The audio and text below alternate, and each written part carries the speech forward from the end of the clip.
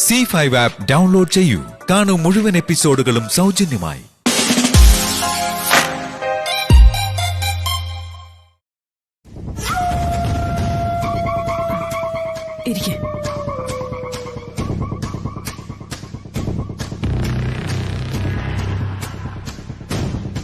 എന്താ ശാരദാമ്മ ഒരു രഹസ്യ സ്വഭാവം?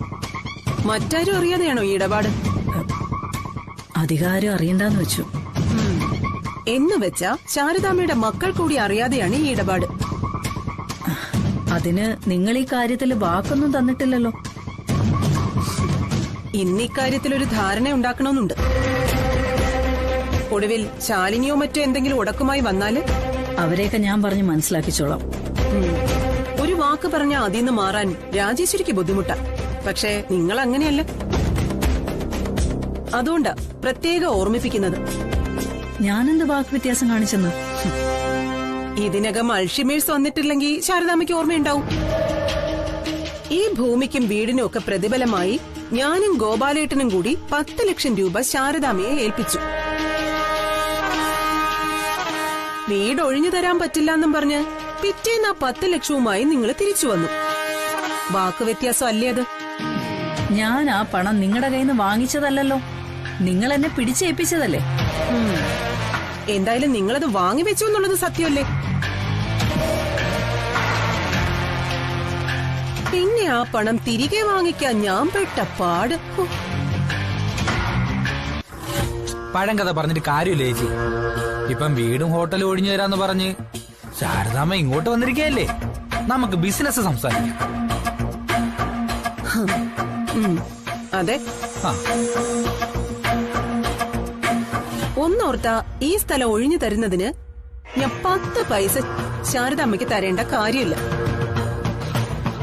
ഈ വീടും ഹോട്ടലിരിക്കുന്ന ഭൂമിയും ഗോപാലേട്ടന്റെ പേരില. അതറിയാവല്ലോ. അല്ലാന്ന് ഞാൻ പറഞ്ഞില്ലല്ലോ. ആ, അത് ഓർമ്മയുണ്ടാവണം. പിന്നീട് ഞങ്ങള് കാണിക്കുന്നതെല്ലാം കരുണ. ബാല, നീ പറഞ്ഞു. ശാരദാമ്മേ, നിങ്ങളോട് കരുണ കാട്ടേണ്ട ഒരു കാര്യവും ഞങ്ങൾക്കില്ല. ഇതിനു മുമ്പ് ഞാൻ ഈ വീട്ടിൽ കാലുകുത്തിയത് ഒരു കല്യാണാലോചനയുടെ ഭാഗമായിട്ടാ.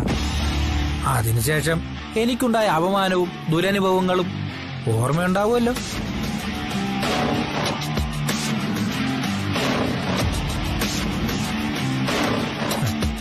ചേച്ചിയുടെ സ്പെഷ്യൽ ഇൻട്രസ്റ്റിന്റെ ഭാഗമായിട്ടാ ഈ ഇടപാട് നടക്കുന്നത്.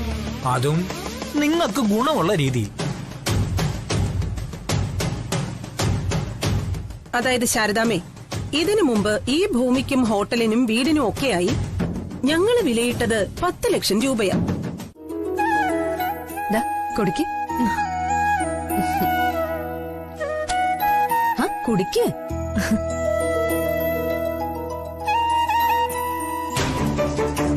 വിഷ്ണുവിന്റെ ഇവിടെ ശാലിനി രാവിലെ എഴുന്നേറ്റ് പോയി. ജോലിക്ക് പോയി തുടങ്ങിയല്ലേ? ഇന്നലെ വരെ മുതലാളിയായി നടന്നയാളാ. ഇപ്പോ ശമ്പളത്തിന് വേറൊരാളുടെ തൊഴിലാളിയായി. പാവം. ആഹാ, അപ്പൊ അവിടെ വരേക്ക് എത്തിയോ കാര്യങ്ങള്? സന്തോഷം.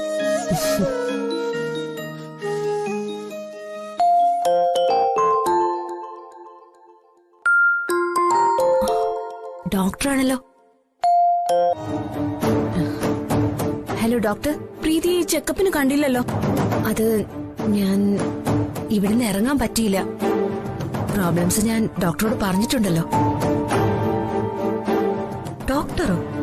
ഇറ്റ്സ് ഓക്കെ, ഞാൻ ചില മെഡിസിൻസ് പറയാം, അതൊന്ന് കുറിച്ചെടുക്കാമോ? ശരി ഡോക്ടർ, ഞാൻ ശാലിനിക്ക് കൊടുക്കാം.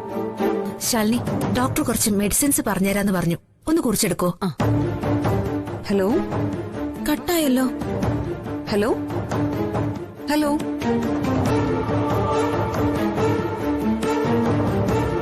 കട്ടായി പോയല്ലോ. സാരമില്ല, തിരിച്ചു വിളിച്ചാ മതി. ഒരു മിനിറ്റ്, ഞാൻ പേപ്പർ എടുത്തിട്ട് വരാം.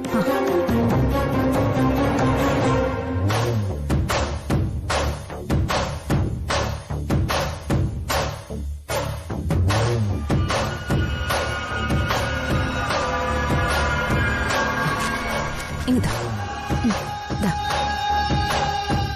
എന്ത് മരുന്നാ ഇവര് കുറിച്ചെടുക്കുന്നത്?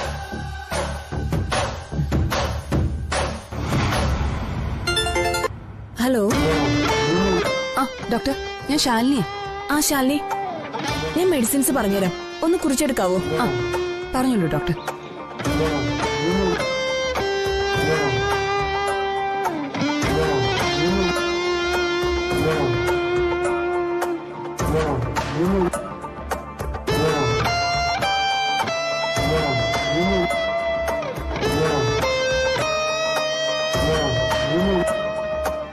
കുറിച്ചെടുത്തല്ലോ അല്ലേ? ആ ഡോക്ടർ, കുറിച്ചെടുത്തു. ശരി, അപ്പോ അടുത്ത ദിവസം തന്നെ പ്രീതിയോട് ചെക്കപ്പിന് ഒന്ന് വരാൻ പറയണേ. ശരി ഡോക്ടർ, ഞാൻ പറയാം. ഡോക്ടർ വിളിച്ചത് നന്നായി, മരുന്ന് മുടങ്ങിയില്ലല്ലോ.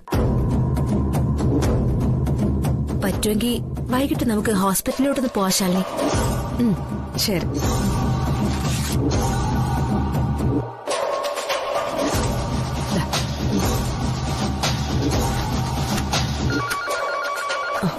അമ്മേ, എന്തെങ്കിലും തെറ്റിദ്ധാരണ ഉണ്ടായതായിരിക്കും. മറ്റാർക്കെങ്കിലും കൊടുക്കാനുള്ള മരുന്ന് ഡോക്ടർ ഓർമ്മപ്പിച്ചോട് പറഞ്ഞതായിരിക്കും. ഓർമ്മപ്പിശകല്ല, തിരിച്ചു വിളിച്ചപ്പോ ശാലിനി എന്ന പേര് വിളിച്ച ഡോക്ടർ സംസാരിച്ചത്.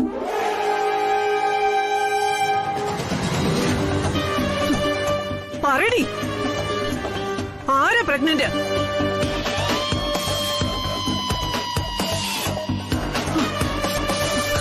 അമ്മേ, അമ്മേ,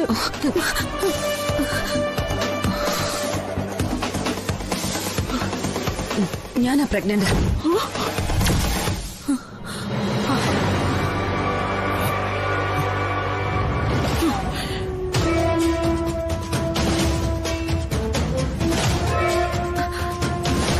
അല്ല എന്റെ കള്ളവാ, ശാലിനി ഗർഭിണിയല്ല. പിന്നെ പ്രീതിയാ ഗർഭിണി.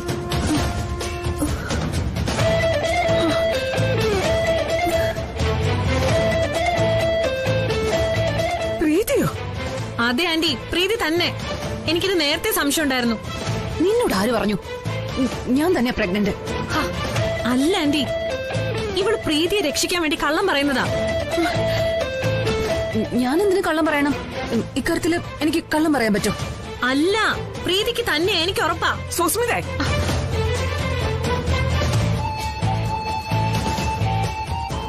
ഒരു വർഷമായി അർജുനുമായി അകന്നു കഴിയ അവൾ എങ്ങനെ പ്രഗ്നന്റ് ആവും? അതെനിക്കറിയില്ല ആന്റി. ആരും പ്രീതിയുടെ മേലെ പഴിചാരണ്ട. ഞാൻ തന്നെയാ പ്രഗ്നന്റ്. തെളിവുണ്ടോ നിന്റെ കയ്യില്? ഉണ്ടെങ്കിലോ? ആ, എനിക്ക് കാണിക്കേ. ശരി.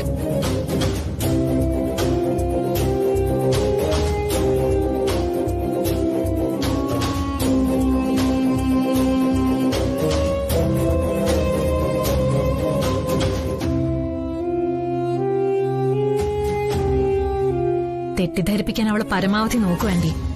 ആന്റി അതിലൊന്നും വീഴരുത്. ഭഗവാനെ, ഇതിന്റെ പ്രത്യാഘാതം എന്താണെന്ന് അറിഞ്ഞു തന്നെയാണോ ശാലിനി ഇങ്ങനെയൊക്കെ ചെയ്യുന്നത്?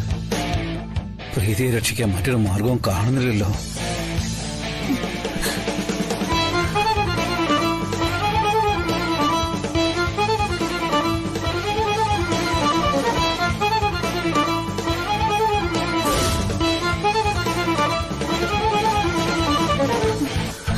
ഈശ്വര, എന്റെ മെഡിക്കൽ റിപ്പോർട്ടാണല്ലോ ശാലിനി എടുത്തോണ്ട് വരുന്നത്. അതിലെന്റെ പേരുണ്ട്. അത് കണ്ട ശാലിനിയാണ് ഗർഭിണിയെന്ന് പറഞ്ഞാൽ അമ്മ വിശ്വസിക്കില്ല. പെട്ടല്ലോ ഭഗവാനെ.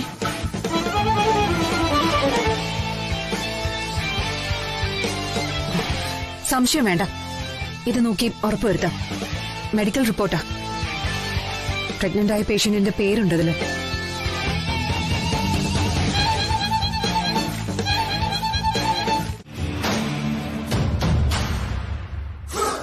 ശാലിനിയുടെ ജീവൻ കൊടുത്തിട്ടായാലും അർജുനേട്ടന്റെയും പ്രീതിയുടെയും കുഞ്ഞിനെ ഞാൻ സംരക്ഷിക്കും. ഇതെന്റെ വാക്കാ.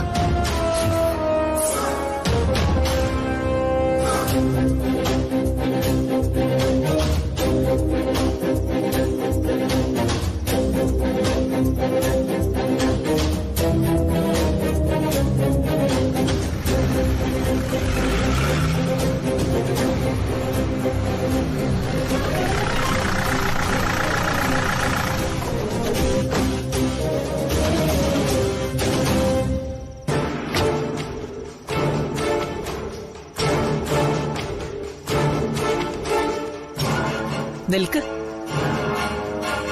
എന്താ മധുര പലഹാരമൊന്നും കാണാനില്ലല്ലോ കയ്യില്.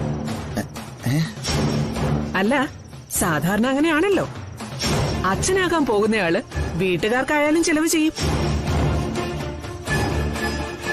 അച്ഛനാകാൻ പോകുന്നതോ? ആര്? നീ തന്നെ. പിന്നെ വേറെ ആരാ? ഞാനോ? അതേടാ, നിന്റെ ഭാര്യ ശാലിനി ഗർഭിണിയാണെന്ന്.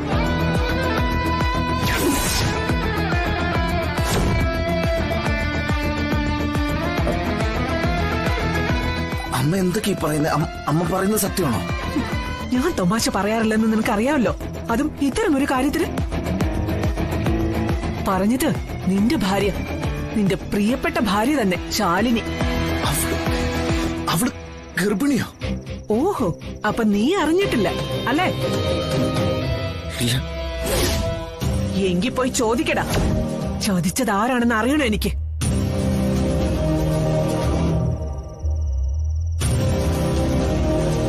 പോയി ചോദിക്കാൻ.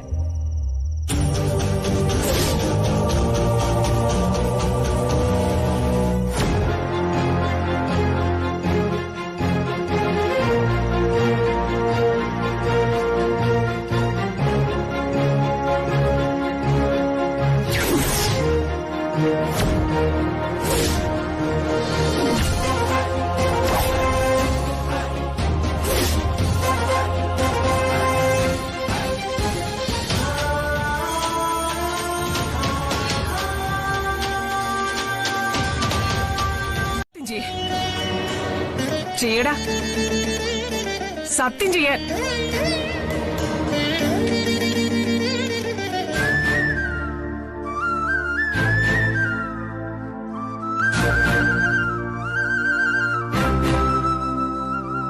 നീയും ഇവളുമായി ഭാര്യ ഭർത്തൃബന്ധം ഉണ്ടായിട്ടില്ലെന്ന്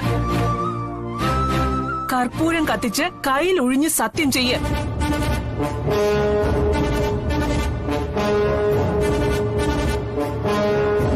സത്യം ചെയ്യടാ. എടാ, സത്യം ചെയ്യാൻ. അമ്മ എന്തൊക്കെയാ പറയുന്നേ? നിന്നോട് സത്യം ചെയ്യാനല്ലേ പറഞ്ഞത്? ഡാ, അല്ലെങ്കിൽ നീ തെറ്റ് ചെയ്തെന്നാണ് അതിനർത്ഥം. അമ്മേ, അതിന് സത്യം ചെയ്യ.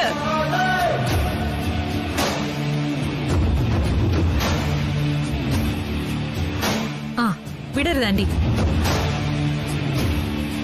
ഡാ, ഞാൻ പറഞ്ഞ നീ അനുസരിക്കുകയില്ലയോ?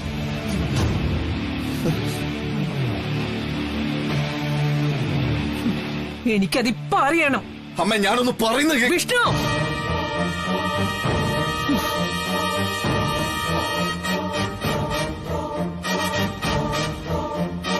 സത്യം ചെയ്യ.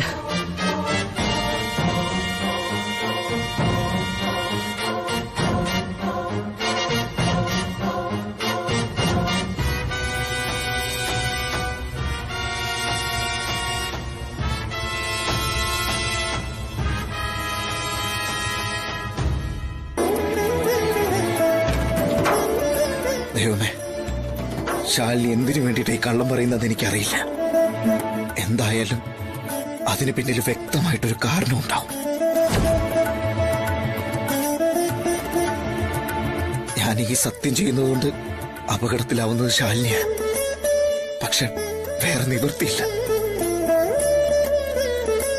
ശാലിനി, മാപ്പ്. നീ എന്നോട് പൊറുക്കണം.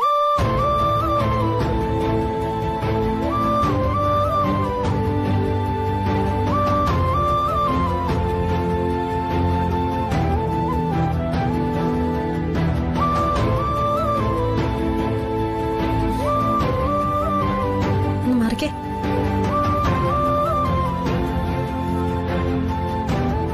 ദാ, കർപ്പൂരം റെഡി. പെട്ടു രണ്ടാളും. ഈ കുരുക്കിന്ന് മോചനമില്ല ശാലിനിക്ക്.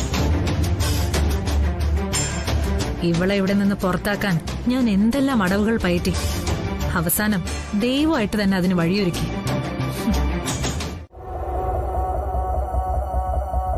ഇല്ലെങ്കിൽ പ്രത്യാഘാതം രൂക്ഷമായിരിക്കും.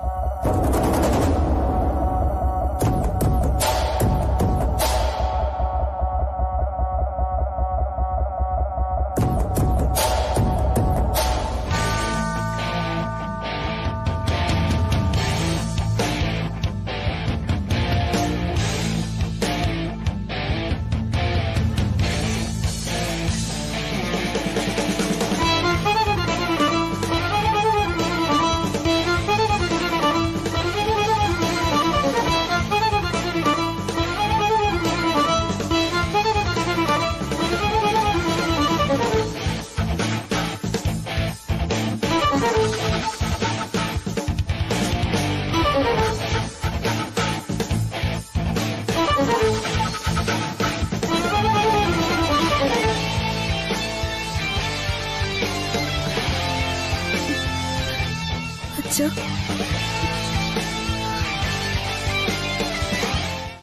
നീ എന്നെ നിയമം ഒന്നും പഠിപ്പിക്കാൻ വരല്ലേ? എന്റെ ഈ ചോദ്യങ്ങൾക്കൊന്നും അമ്മയ്ക്ക് മറുപടി ഉണ്ടാവില്ലെന്ന് എനിക്കറിയാം. ഈ ഭൂമിക്ക് പ്രതിഫലമായി അവർ തരുന്ന 30 പവൻ അമ്മയ്ക്ക് സ്ത്രീധനായിട്ട് കിട്ടിയതല്ലേ? അവകാശപ്പെട്ടത് ഔദാര്യമായി വാങ്ങിയിട്ട് എന്തിനാ ഈ വീട് ഒഴിഞ്ഞു കൊടുക്കുന്നെന്നാ ഞാൻ ചോദിക്കുന്നത്. എനിക്ക് മനസ്സുണ്ടായിട്ട് അത് ചോദ്യം ചെയ്യാൻ നീ ആരടി? മറ്റുള്ളവർക്ക് മനസ്സും ഹൃദയം ഉണ്ടെന്ന് അമ്മയ്ക്ക് ഓർമ്മ വേണം.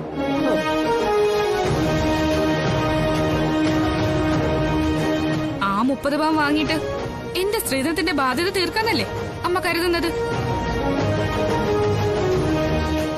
അമ്മ ശ്യാമെ തെരുവിലേക്ക് ഇറക്കി വിട്ടിട്ട് എനിക്കൊരു സുഖജീവിതം വേണ്ടമ്മേ. അത് നീയാണോ തീരുമാനിക്കുന്നത്? മുതിർന്നവർക്ക് മാത്രമല്ല, ചില തീരുമാനങ്ങൾ മക്കൾക്കും എടുക്കാം. പ്രത്യേകിച്ചും പ്രശ്നം അവരുടെ ജീവിതത്തെ കൂടി ബാധിക്കുന്നതാവുമ്പോ. എന്റെ നല്ല ഭാവി ഉദ്ദേശിച്ച ശാലിനി അവളുടെ ജീവിതം ബലി കൊടുത്തത്. അവളുടെ IAS അടക്കമുള്ള മോഹങ്ങൾ വേണ്ടാന്ന് വെച്ച് എന്നിട്ട് എന്തെങ്കിലും പ്രയോജനം ഉണ്ടായോ? ഇല്ലല്ലോ. ശാരികയുടെ ഭാവിക്ക് വേണ്ടി ശ്യാമയുടെ ജീവിതം കൂടി ബലി കൊടുക്കാൻ ഞാൻ സമ്മതിക്കില്ലമ്മേ.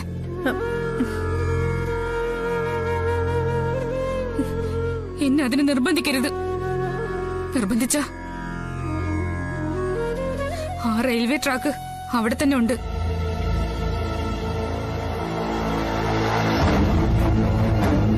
എല്ലാ തവണയും ബീറ്റ് പോലീസിന് കണ്ടുപിടിക്കാൻ കഴിഞ്ഞെന്ന് വരില്ല.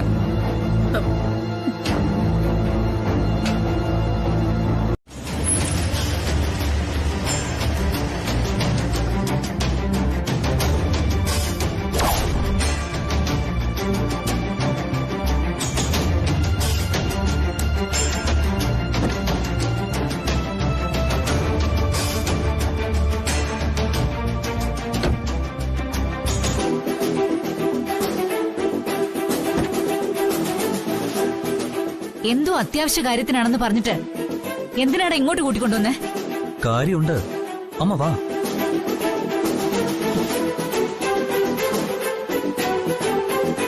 ദേ, ആ സത്യഭാമ എന്തെങ്കിലും ചൊറിയുന്ന വർത്തമാനം പറഞ്ഞ നീ ആയിരിക്കും എന്റെ വാങ്ങുക. ഒന്നും പറയില്ല, ഞാനല്ലേ അമ്മേ പറയുന്നത്. അമ്മ വാ, ഇങ്ങോട്ട് വാ അമ്മേ.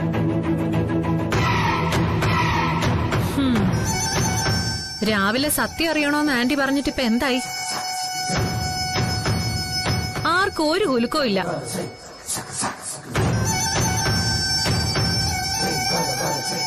ആന്റിയുടെ വാക്കിനെ ഇവിടെ ഒരു വിലയില്ലേ?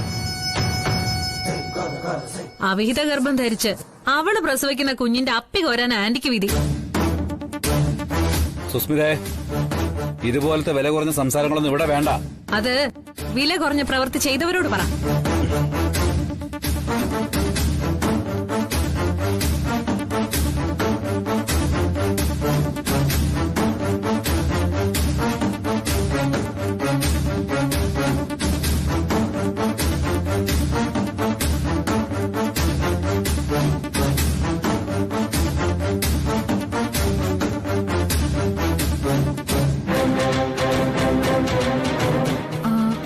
ആന്റി, ദേ നോക്കി.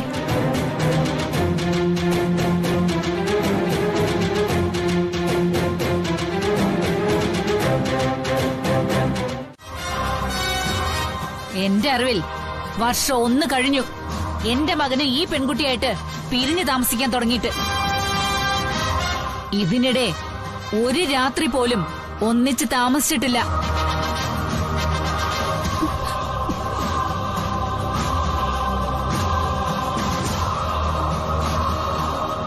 മുനിവര്യം കൊടുത്ത മാമ്പഴം കഴിച്ച് ദിവ്യഗർഭം ഉണ്ടാവാൻ ഇത് പുരാണ കഥയൊന്നും അല്ലല്ലോ സത്യഭാമേ.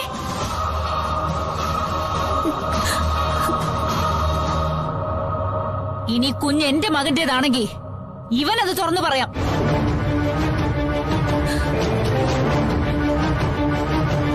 എനിക്ക് പ്രീതി വിശ്വാസമാണ്. വിശ്വാസം നിനക്ക് മാത്രം പോരാ, ഇവിടെ നിൽക്കുന്നവർക്കും നാടൊട്ടുക്കുള്ളവർക്കും ബോധ്യം വരണം.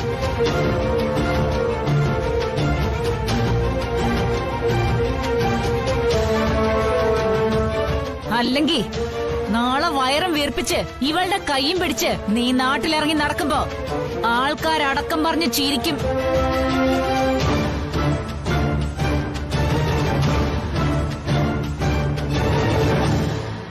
നിനക്കത് അലങ്കാരമായിരിക്കും, പക്ഷേ എനിക്കത് അരോചകമാണ്. ഈ ഒരു വർഷത്തിനുള്ളിൽ നിങ്ങൾ ഒരുമിച്ച് കഴിഞ്ഞ ഒരേ ഒരു സന്ദർഭം പറഞ്ഞാ മതി. ഞാനൊന്നിപ്പിക്കാം നിങ്ങളെ.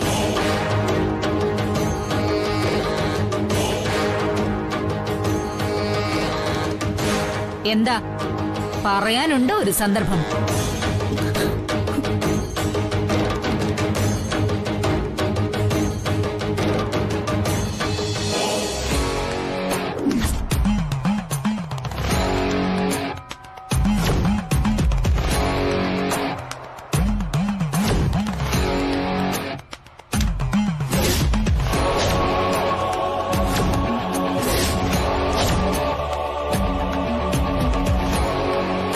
സത്യഭാമയുടെ മുന്നിൽ വെച്ച് നിന്നെ കൊണ്ടത് പറയാനാവില്ലടാ.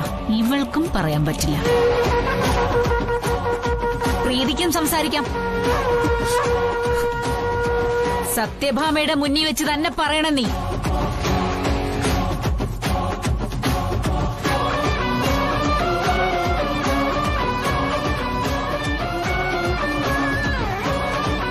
വസുമതി, ഇങ്ങനൊരു വിചാരണയുടെ ആവശ്യമുണ്ടോ?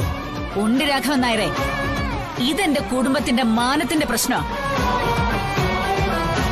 ഇവർക്ക് രണ്ടാൾക്കും ഒന്നും പറയാനില്ലാത്ത സ്ഥിതിക്ക് ഞങ്ങൾ ഇറങ്ങുന്നു. സത്യഭാമ ഇനി കരഞ്ഞ് കാല് പിടിച്ചാലും ഇവളെ എന്റെ വീട്ടിൽ കയറ്റൊന്ന് കരുതണ്ട.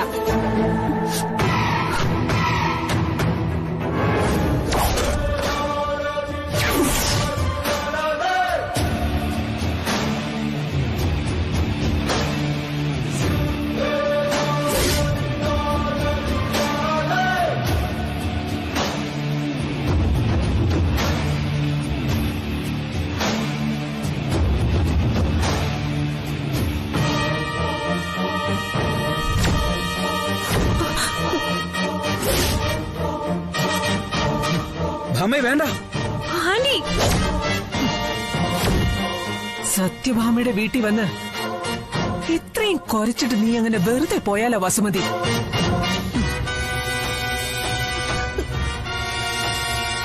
എന്റെ മകളെ പറ്റി അനാവശ്യം പറഞ്ഞ നിന്റെ നാവിനി അനങ്ങില്ല. നിലാവട്ടം മാത്രമുള്ള നിന്റെ ഈ തലയിലേക്ക് ഒരു ബുള്ളറ്റ് സമ്മാനമായി തരുക ഞാൻ, ചൂടോടെ.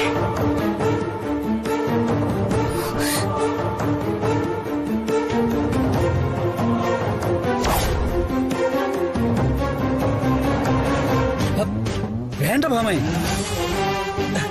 നീ എന്തായി കാണിക്കുന്നേ? ഇതൊന്നും കൊണ്ട് വസുമതി കുലുങ്ങില്ല സത്യഭാമേ. എനിക്ക് മുന്നിൽ രണ്ട് വഴികളുണ്ട്. ഒന്നെങ്കിൽ ഈ പടിയിറങ്ങി പുറത്തേക്ക് പോകാം, അല്ലെങ്കിൽ നീ കാഞ്ചി വലിച്ചാൽ നേരെ മുകളിലേക്ക്. രണ്ടായാലും വസുമതി മാനം കെട്ട് ജീവിക്കില്ല.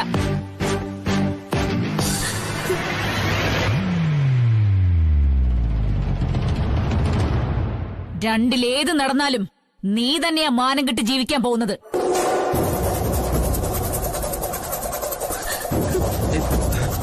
അത് തന്നെയാ ശേഷിച്ച കാലം നിനക്കുള്ള ശിക്ഷയും.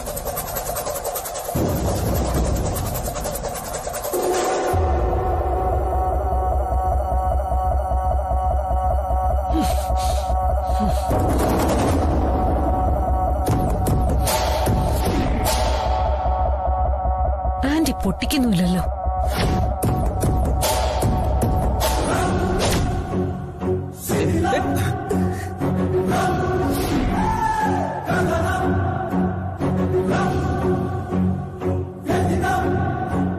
ആ കുഞ്ഞിന് വേണ്ടിയാ, ആ ജീവൻ രക്ഷിക്കാൻ വേണ്ടിയാ ഞാനിതൊക്കെ ചെയ്യുന്നത്.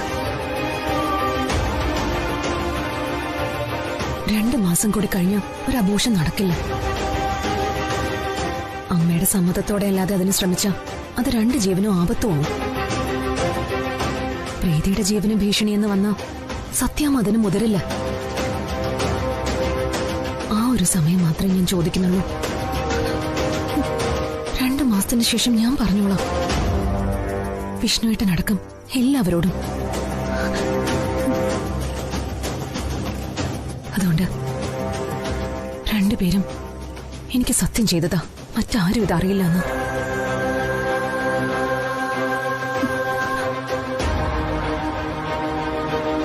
അച്ഛാ,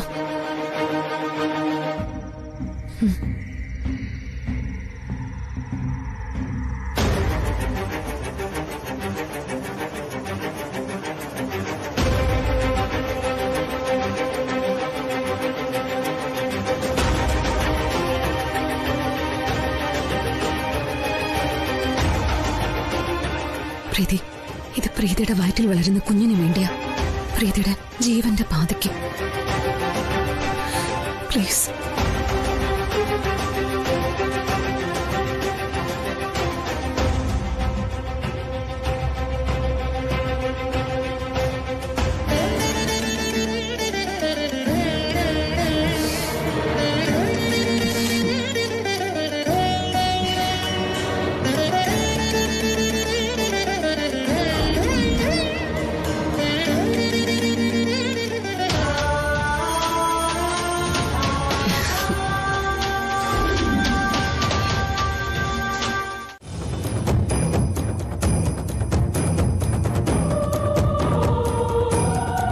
പക്ഷേ നിന്നെ കൊണ്ട് സത്യം പറയിപ്പിക്കാൻ എനിക്കറിയാം ശാലിനി.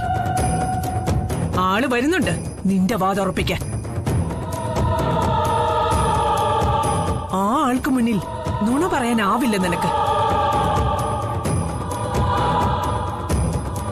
ലോകത്ത് നീ ഏറ്റവും കൂടുതൽ സ്നേഹിക്കുകയും വിശ്വസിക്കുകയും ചെയ്യുന്ന ആൾ, നിന്റെ ദൈവം. അമ്മ,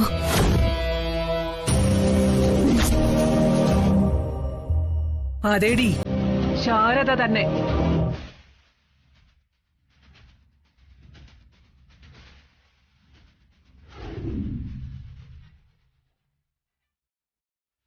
ആർക്ക് മുന്നിൽ തുറന്നില്ലെങ്കിലും നിന്റെ വാ അവർക്ക് മുന്നിൽ തുറക്കുമെന്ന് എനിക്ക് അറിയാടി.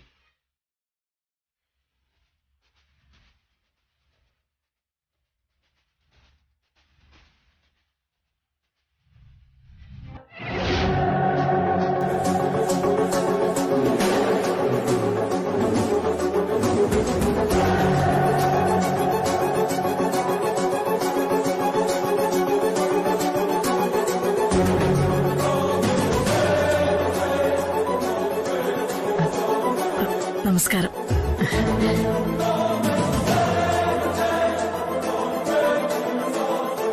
എന്താണാവോ വിളിപ്പിച്ചത്? ഒരു വിശേഷം.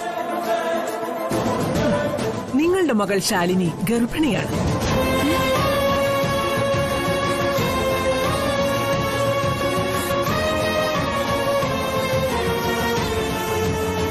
പക്ഷേ ചെറിയൊരു കുഴപ്പമുണ്ട്.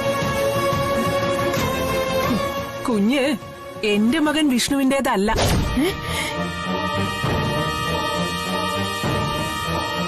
അവൻ ഇവളെ തൊട്ടിട്ടേയില്ല.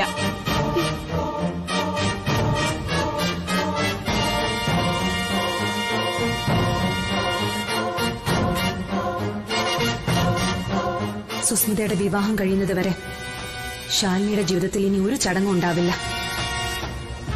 ഇത് ശാലിനിയുടെ വാക്കാ, വിശ്വസിക്കാം.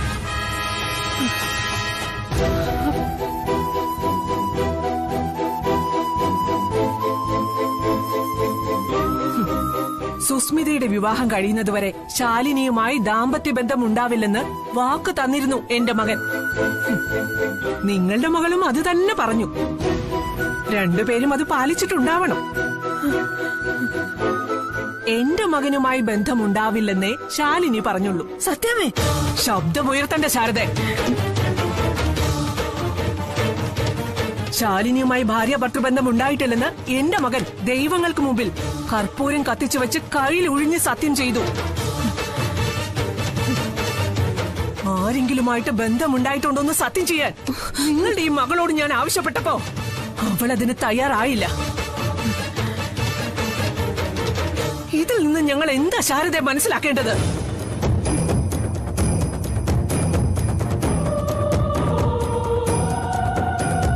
പുരാണങ്ങളിലൊക്കെ പറയുന്നത് പോലെ എന്തെങ്കിലും വരമോ പ്രസാദമോ കൊണ്ടാണ് ഈ ദിവ്യഗർഭം ഉണ്ടായതെങ്കിൽ അത് നൽകിയ മുനിവര്യൻ ആരാണെന്ന് ഒന്ന് അറിഞ്ഞാൽ കൊള്ളായിരുന്നു.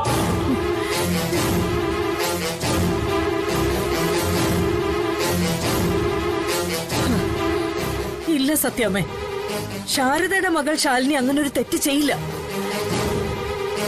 ഇതില് എന്തോ ചതിയുണ്ട്.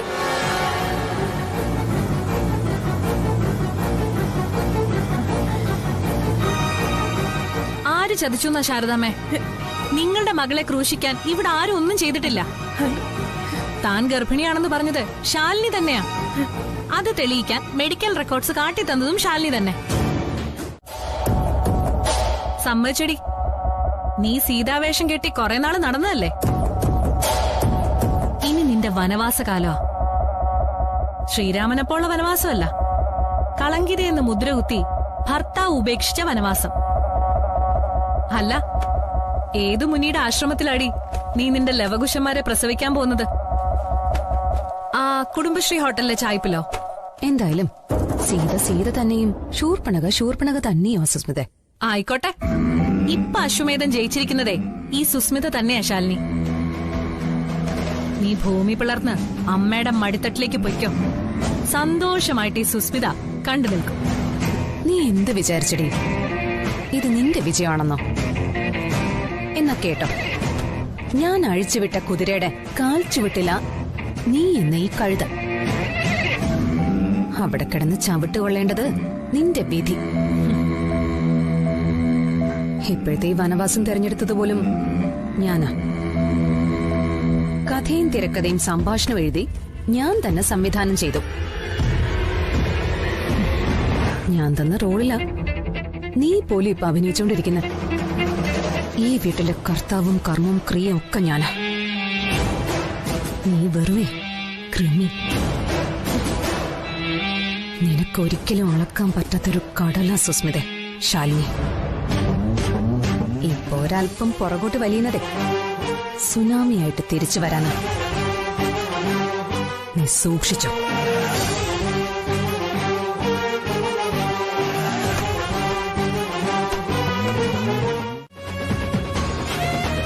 സത്യം സൂര്യനെ പോലെയാ സത്യാമ്മേ.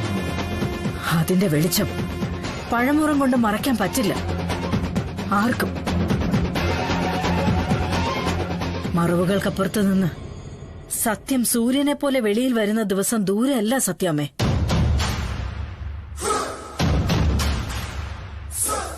അന്ന് നിങ്ങൾ തന്നെ ശാലിനിയെ തിരിച്ചു വിളിക്കും. നിത്യവും പൂജിക്കുന്ന ഈ താലി തൊട്ടാ ഞാനിത് പറയുന്നത്.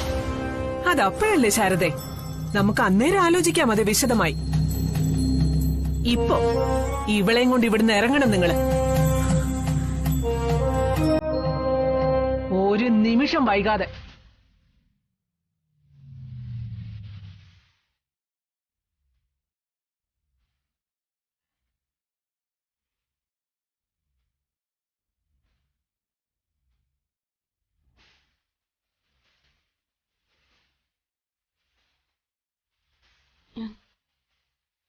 പോവാ.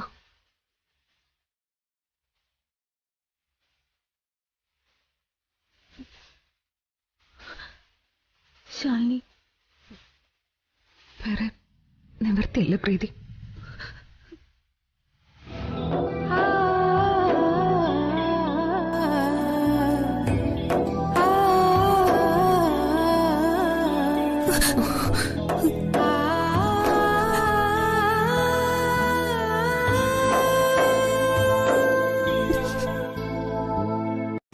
ഡൗൺലോഡ് ചെയ്യൂ C5 ആപ്പ്. കാണൂ എല്ലാ എപ്പിസോഡുകളും സൗജന്യമായി.